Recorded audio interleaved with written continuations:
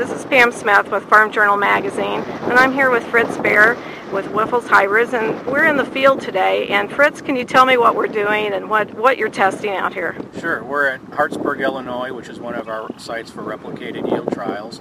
And we're out here it's about 35 days after planting, and we're going through and taking notes, what we call statusing notes. And the first thing we do is we come to the site, we put out some wooden stakes that have numbers on them to keep us in line so we don't get lost out in the field.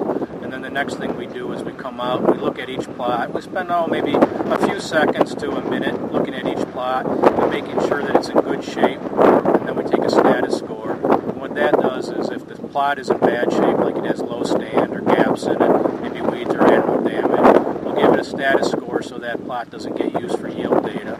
And then if it's in good shape, we note that too. And then if it's intermediate, it gets a rating. We call that a status rating of 2. And then that data gets scrutinized a little harder after harvest to make sure that the data is unbiased. How many of these kind of plots do you have scattered around? We put out about 34 of them ourselves, where we go out and plant, spray, harvest, and then we cooperate or contract with some other companies, and then we get about 60 locations overall. And so then what will you do with all of the data that comes from this? How important is it? Oh, it's extremely important, but you're sounding a little bit like my boss. What do you do with all of it? No, it's extremely important. So what we do is hybrids get tested for multiple years before they get released. So they start the process in fields like this, get tested for multiple years, and then in the final years of testing, then we make the decision or not whether we want to go ahead and commercialize those products. Then one other step that we do is, depending on how strong the yield data is, that helps us to determine our production plan. How much seed of that are we going to produce?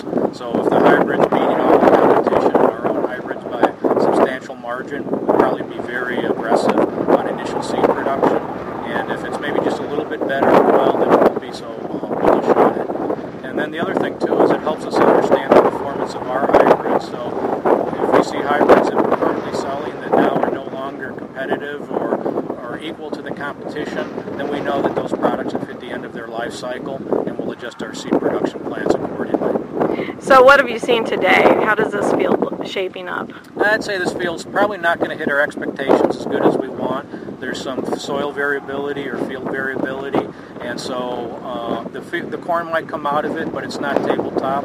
And so we're going to take our notes, and then we'll come back probably in about 30 days and see if the corn got more uniform. And if not, then we'll go ahead and harvest it, and we'll check those status notes real closely, decide what data we're going to keep. Okay, we'll come back and check with you later and see how it pans out then. Thanks, All right. Thanks, Fritz. Thanks, Pat.